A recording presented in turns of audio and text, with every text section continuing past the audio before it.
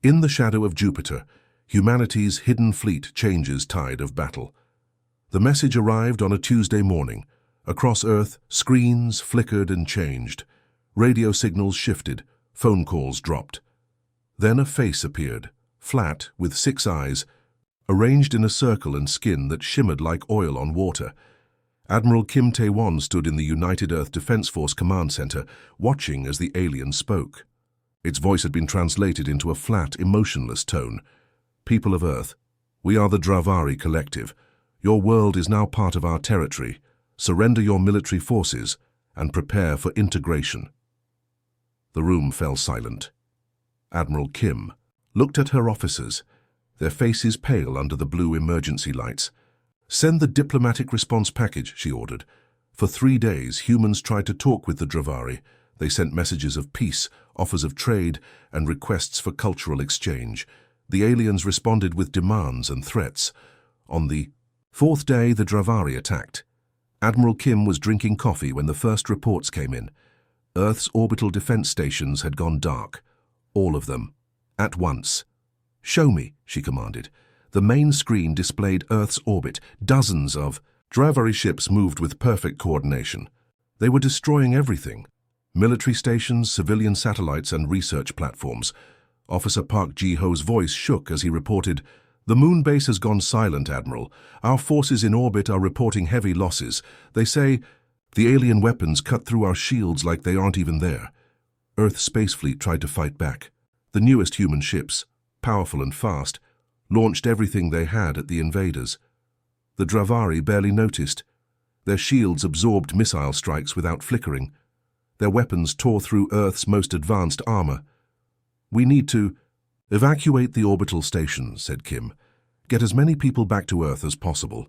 As escape pods streaked toward Earth, the Dra'kari fleet continued its systematic destruction. By nightfall, humanity had lost everything they had built in space over the past 50 years. The following morning, the Dra'kari sent another message. "Your resistance is noted. It changes nothing. Prepare your leaders for replacement." In the secure bunker beneath Seoul, Admiral Kim gathered the surviving military command. Some joined by secure video link, their faces grim. "Status report," she said. Colonel Lee Hyun, head of space operations, spoke first. "We've lost 89% of our space assets. The remaining ships are hiding in the asteroid belt, but fuel is limited." General Oh Sun-jin of Ground Forces was next. "We've mobilized all reserves and activated the planetary defense grid. If they land, we'll fight, but—" Her voice trailed off. Everyone understood. If the Dra'kari could destroy Earth's best ships so easily, ground defenses wouldn't last long. "Admiral." Kim took a deep breath. "I have something to share. Something only 5 people in this room know about." She pressed her palm to a scanner hidden under the conference table. A holographic display appeared in the center of the room, showing Jupiter and its moons. 8 years ago, I proposed a project called Stormhaven. The idea was to build a fleet that no enemy could find, ships hidden where no one would think to look. Colonel Lee frowned. "That project was rejected as too expensive and too risky." "Admiral." Kim's expression didn't change. "Officially, yes. Unofficially, we've been building ships inside Jupiter's atmosphere for 7 years." The room erupted in shocked voices. General O slammed her hand on the table. "How you built a secret fleet without approval, that's why we might survive," interrupted Kim. "The Dra'kari don't know about these ships. They're designed to operate in extreme conditions. They use Jupiter's magnetic field for power and its atmosphere for camouflage." She brought up detailed schematics. The ships looked unlike anything Earth had built before. Dark, curved hulls designed to withstand crushing pressure. "How many?" asked Dr. Ryu Soo-jin, the head of research. 37. Capital ships. Over 100 smaller vessels, all fully armed and waiting to be activated. The room fell silent again, but this time with a different feeling. A small spark of hope. "We need a plan," said Admiral Kim. "First, we make the Dra'kari think they've won completely. Second, we draw their main fleet away from Jupiter. Third, we activate our hidden ships and hit them when they least expect it." For hours, they planned. They would make a stand on Mars, pulling the Dra'kari away from Jupiter. Meanwhile, a small team would sneak to Jupiter to activate the hidden fleet. As dawn broke over a frightened Earth, Admiral Kim selected her team for the Jupiter mission. She needed the best, people who could think creatively, handle pressure, and pull off the impossible. Captain Song Do-hyun would command the stealth transport. Engineer Yoon Mi-soo would handle the technical challenges of waking up the dormant fleet. And Commander Kang Eun-ho, a pilot whose unorthodox methods had both amazed and alarmed his superiors, would train crews to fly the experimental ships. The Dra'kari think they know all our capabilities, Admiral Kim told her team. They believe they've seen everything we can do, but in the shadow of Jupiter waits humanity's best-kept secret and our last hope. As the team prepared to leave Earth under cover of a fake surrender negotiation, Admiral Kim looked at the latest satellite images of the Dra'kari fleet. The alien ships hung over Earth like predators, waiting to strike the final blow. She thought, I have the hidden fleet, waiting silently in Jupiter's storms. The Dra'kari had made one critical mistake. They had underestimated human foresight and human deception. The mission to Jupiter would launch tomorrow. The greatest gamble in human history was about to begin. In the shadow of Jupiter, humanity's hidden fleet changes tide of battle, the stealth transport. Whisper slid away from Earth under cover of darkness. Its outer hull absorbed radar and light, making it nearly invisible against the blackness of space. Inside, Captain Song Do-hyun checked the ship's systems one last time. Course set for Jupiter. All systems running silent, he reported to Admiral Kim. The small crew worked in hushed tones. They knew what was at stake. Behind them, Earth grew smaller, its night side dotted with lights. Above those lights hung the massive shapes of Dra'kari ships, like dark clouds blocking the stars. Message. From Earth Command, said Officer Park. The defense of Mars has begun. Dra'kari main fleet is moving to engage. Admiral Kim nodded. The diversion was working. While Earth's remaining forces fought at Mars, a battle they could not win, the Whisper would reach Jupiter unnoticed. How? Long until we reach the gas giant, asked Engineer Yoon Mi-soo. 30 hours if we maintain stealth, Captain Song replied. We could go faster, but the Dra'kari might detect our engine signature. Admiral Kim looked at the crew. We have time. Let me tell you about what awaits us at Jupiter. She activated a small projector, showing detailed images of massive shipyards hidden deep in Jupiter's atmosphere. Project Stormhaven began with a simple question. Where could we hide a fleet that no enemy could find? The answer was inside Jupiter itself. The planet's storms and magnetic fields hide anything from sensors. Its radiation belts destroy most. Probes, it's the perfect hiding place. Commander Kang Eun-ho, the pilot specialist, leaned forward. How do the ships survive the pressure? Jupiter would crush normal vessels. The ships have special hulls, explained Admiral Kim. They're made of layered metamaterials that flex under pressure instead of breaking. They also generate their own pressure fields. And weapons? Asked Commander Kang. Unlike anything we've built before, Admiral Kim smiled slightly.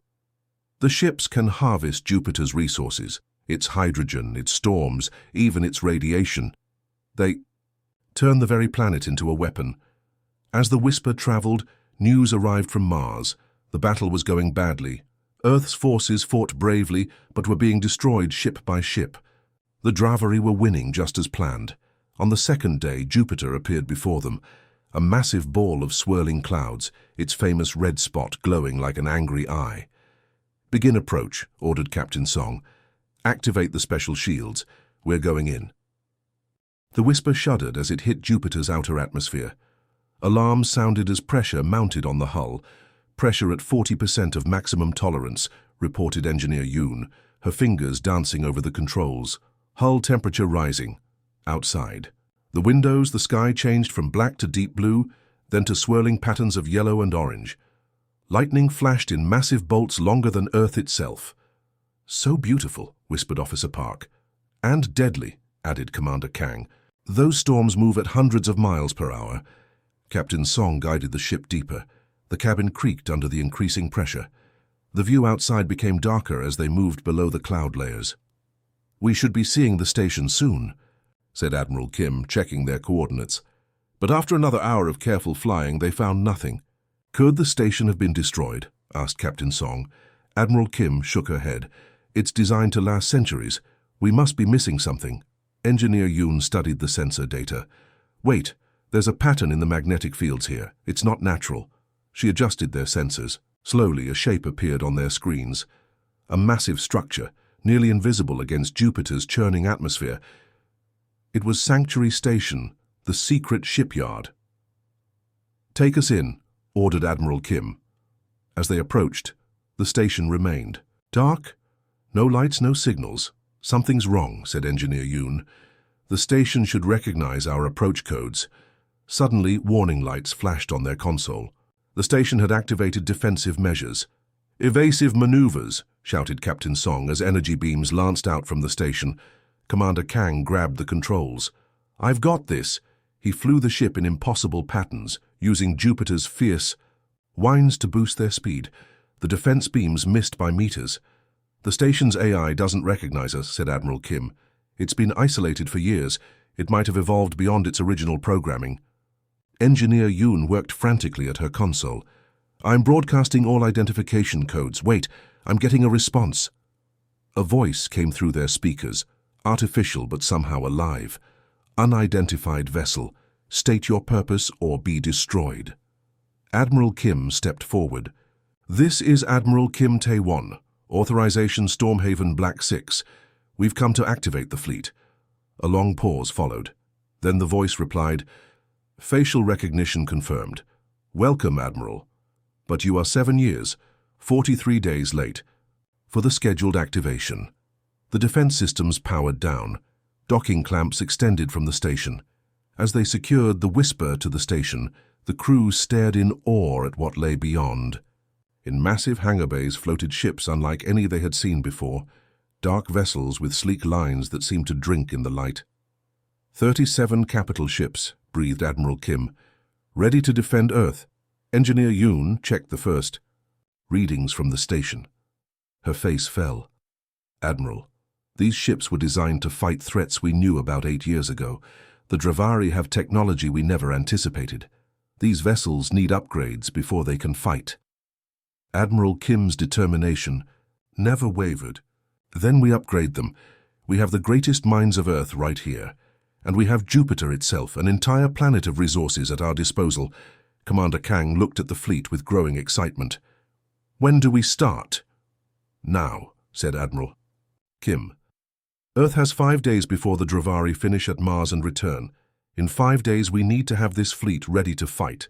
As they stepped onto the station, lights began to come on throughout the massive structure. Systems dormant for years hummed to life. Humanity's hidden fleet was awakening. In the shadow of Jupiter, humanity's hidden fleet changes tide of battle sanctuary. Station hummed with growing activity. After years of silence, its corridors filled with the sounds of boots on metal floors and voices calling back and forth. Admiral Kim stood at the main control center, watching as systems came online one by one. "Station power at 60% and rising," reported Engineer Yoon. Her fingers moved quickly across unfamiliar controls as she learned the station's systems. Life support stable throughout all sections. The station's AI, which called itself Guardian, projected its interface beside them, a simple sphere of shifting blue light. "I have maintained the fleet in hibernation mode as instructed," Guardian said. "However, several ships have developed issues during the long wait." Admiral Kim frowned. "What kind of issues?"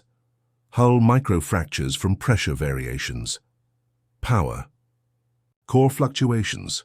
Minor but numerous problems," Guardian explained. "Nothing that cannot be fixed, but repairs will take time." Time they didn't have. Reports from Mars showed the battle going poorly. The diversion would not last much longer. "Show me the ships," Admiral Kim ordered. Guardian led them to an observation deck overlooking the main hangar bay.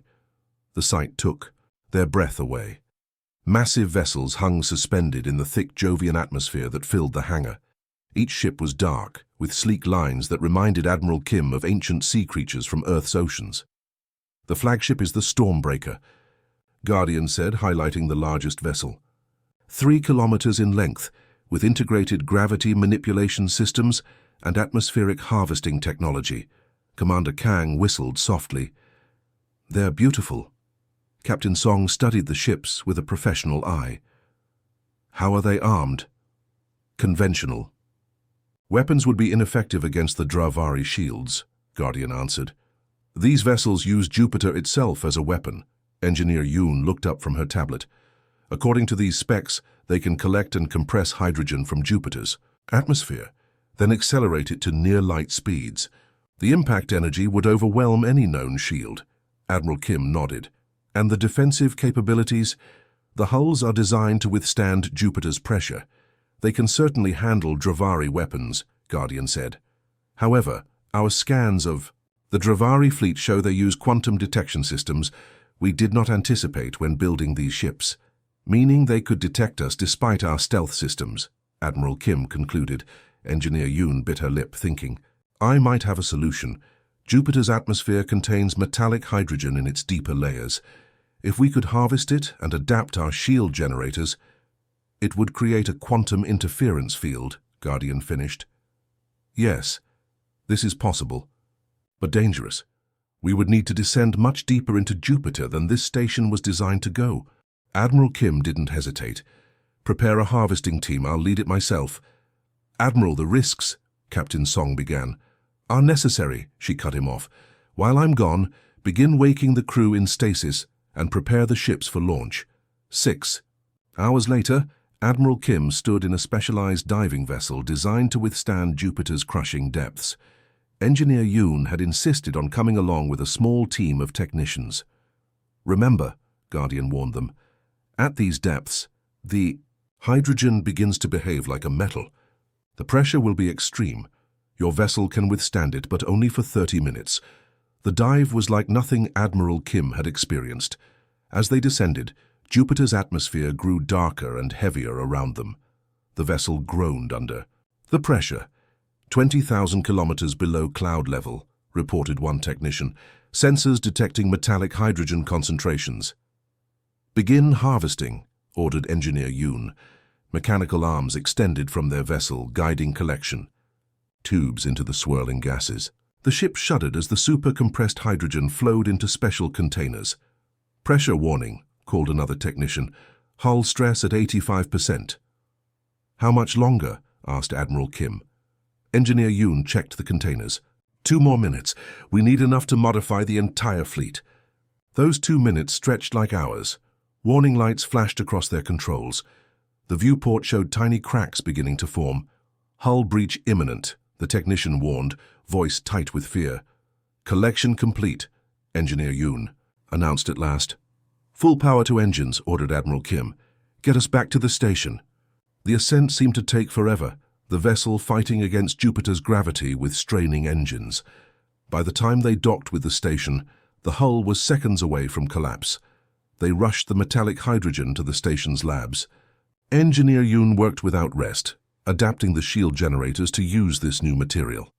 Meanwhile, Commander Kang began training pilots in simulation chambers. The crews awakened from stasis were disoriented at first. They had gone to sleep years ago, expecting to wake to a scheduled drill, not an alien invasion. The Dra'kari ships use quantum signatures to track targets, Commander Kang explained to his pilots.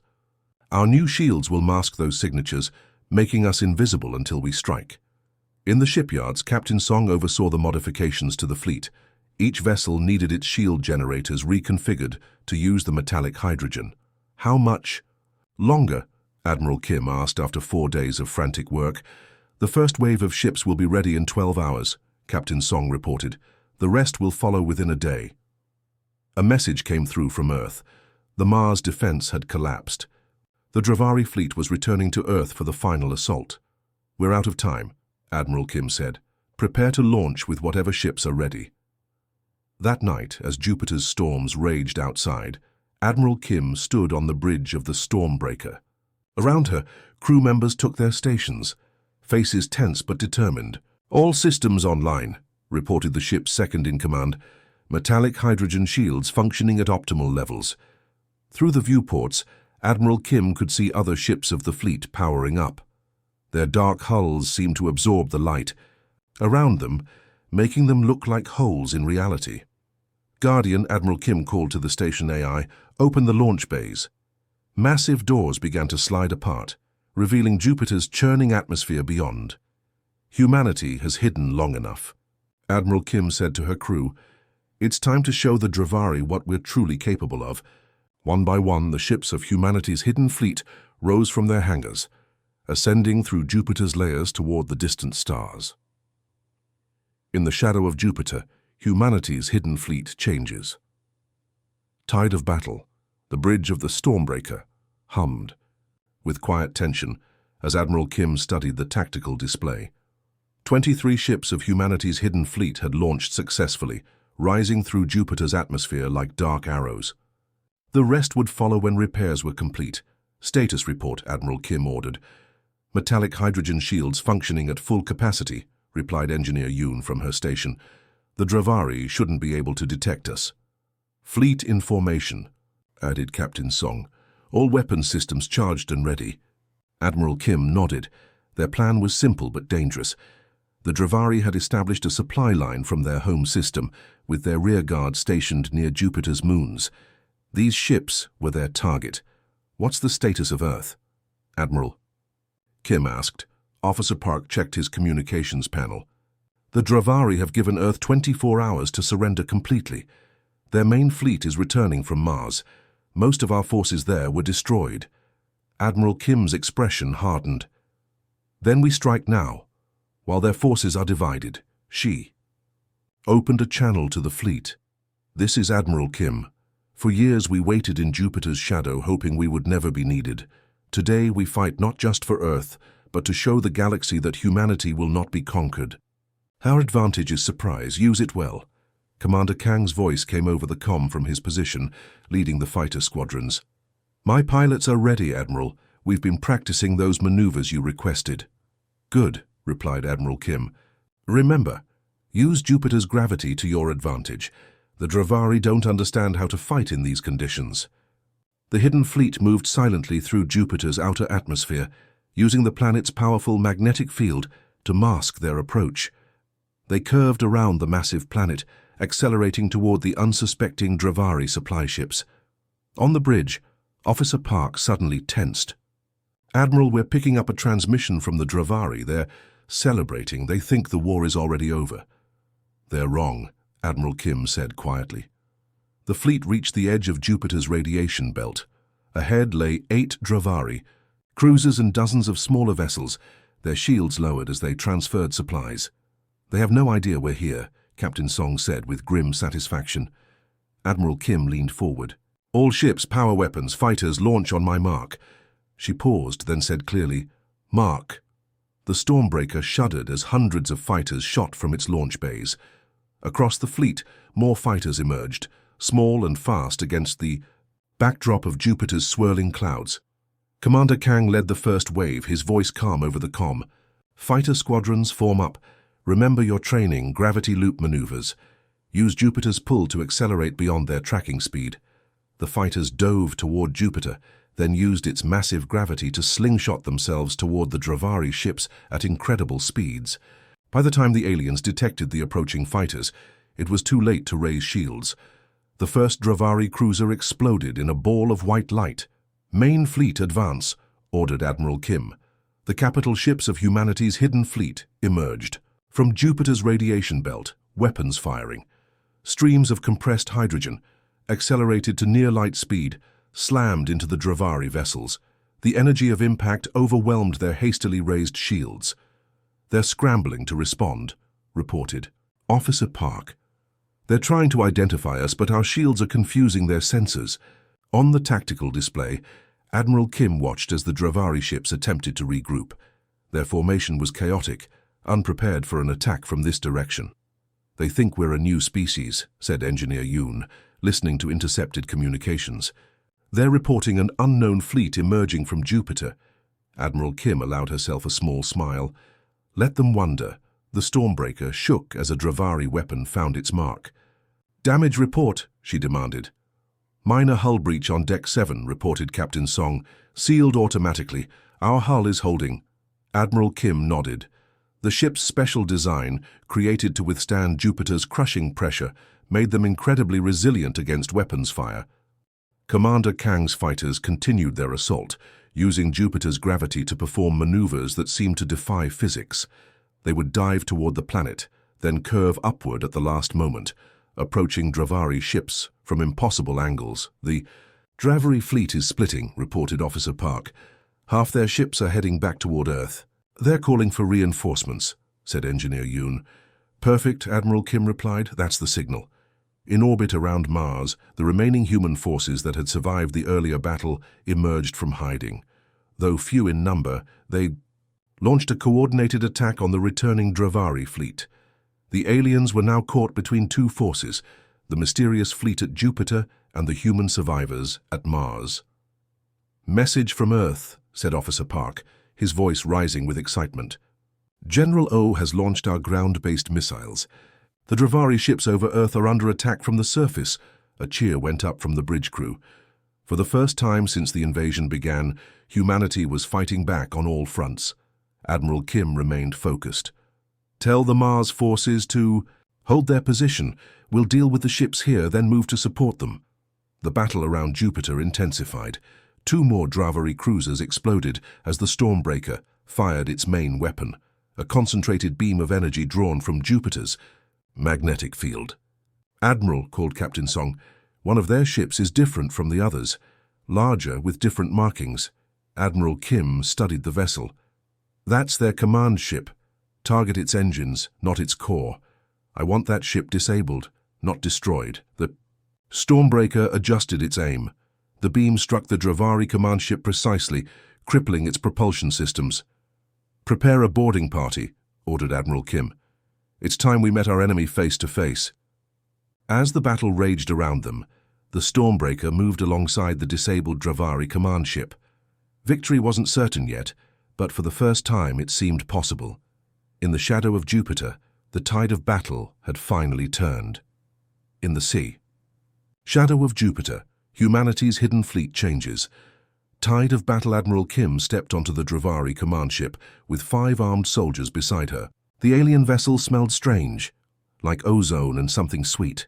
The walls pulsed with soft blue light. Every surface seemed alive. "Stay alert," she told her team. They moved through curving corridors, following the ship's layout they had studied. From scans, twice they encountered Dra'kari crew members, tall beings with 6 eyes and skin that changed colors with their emotions. The aliens surrendered without fighting, their skin flashing purple with fear. "They didn't expect to be boarded," said Captain Song, who had insisted on joining the mission. "They never thought anyone could defeat their ships." The bridge of the Dra'kari vessel was a circular room with a pool of glowing liquid in the center. Standing beside this pool was a larger Dra'kari, wearing ornate armor that shimmered with changing patterns. "Supreme Commander Ori," Admiral Kim said, using the name they had learned from intercepted communications. The alien's skin flashed with bands of red and gold, surprise and anger. "You speak our language," it said in a voice like rustling leaves. "We've been studying you since you arrived," Admiral Kim replied, "just as you studied us before your attack." Commander Ori's 6 eyes blinked in sequence. "You are not what we expected." "Clearly," said Admiral Kim. She gestured to a screen showing the battle outside. The remaining Dra'kari ships were retreating or surrendering. "Your invasion has failed. This fleet hidden in the gas giant," Commander Ori said. "It was not in our intelligence reports." That was the idea. The alien commander's skin settled into a steady blue pattern. "What are your terms?" Admiral Kim had prepared for this moment. "All Dra'kari forces will withdraw from Earth space immediately. You will release any human prisoners. You will provide reparations for the damage caused. And you will acknowledge Earth as a sovereign power not to be attacked again. And if we refuse," Admiral Kim's expression didn't change, "then we continue this war. We now know your weaknesses. We have ships you cannot detect, and we have allies you don't know about." This last part was a bluff, but Commander Ori couldn't know that. The alien was silent for a long moment. Then it made a gesture with its upper limbs, something like a bow. "I will convey your terms to the collective, but know this, human, you have made an impression that will change how our people view yours." Back on the Stormbreaker, Admiral Kim received reports from across the solar system. The Dra'kari fleet at Earth was retreating. The Mars defenders had held their position, and more ships from the Jupiter fleet were launching every hour. "We've won," said Captain Song, his voice filled with disbelief. "The first battle," corrected Admiral Kim. "The war isn't over yet." 3 days later, the Dra'kari official response arrived. Supreme Leader Ekos of the Collective appeared on screens across Earth. Its skin pattern was complex, a mixture of blues and greens that the humans couldn't fully interpret. "People of Earth," it began. "The Dra'kari Collective acknowledges your unexpected strength and cunning. We accept the terms offered by Admiral Kim Tae-won. Our forces will withdraw." Celebrations erupted across Earth. After weeks of fear and despair, humanity had prevailed against an enemy that had seemed unstoppable. At Sanctuary Station, now revealed to the world, Admiral Kim met with Earth's leaders. The station had been transformed from a secret facility to the headquarters of humanity's new space defense force. "The Dra'kari are just one species among many," she explained to the assembled officials. "Their defeat will send a message throughout the galaxy. But it also means others will now notice us." President Choi nodded. "Then we must be ready. The Jupiter fleet will be our shield." "And our ambassador," added Admiral Kim. "I've received transmissions from 3 different alien species since news of our victory spread. All were previously dominated by the Dra'kari. They seek alliances." Engineer Yoon, now chief engineer of the Jupiter fleet, displayed holographic images of strange ships approaching the outer solar system. "They come as friends, according to their messages. Their ships are damaged. They've been fighting the Dra'kari for years." "Then we welcome them," said President Choi, "and learn from them." In the following weeks, Earth changed. Knowledge that humanity was not alone in the universe, and that they had defeated a powerful alien empire, unified people in ways nothing else could. Old conflicts seemed small compared to the challenges and opportunities that lay ahead. Commander, Kang established an academy in Jupiter orbit, training pilots from around the world in the revolutionary maneuvers developed during the battle. Captain Song led diplomatic missions to the alien refugees, learning their languages and technologies. 6 months after the battle, Admiral Kim stood at a viewport on Sanctuary Station, watching a ceremony unfold. A fleet of ships, human, Dra'kari, and 3 other species, flew in formation around Jupiter. It was a display of the new alliance centered on Earth. "Did you know this would happen?" asked President Choi, standing beside her. "When you started Project Stormhaven all those years ago." Admiral Kim shook her head. "I only knew we needed to be prepared. I never imagined we would end up leading a galactic alliance." Below them, Jupiter's storms continued their endless dance. The planet that had hidden humanity's secret fleet now served as the backdrop for its emergence as a power among the stars. "What happens next?" asked President Choi. Admiral Kim watched as the Allied ships completed their formation, forming a pattern that could be seen from Earth as a new constellation in the night sky. "We build," she said simply. "We learn. We explore. And we remember that sometimes the greatest strength comes not from fighting, but from knowing when to hide and when to reveal yourself." The end.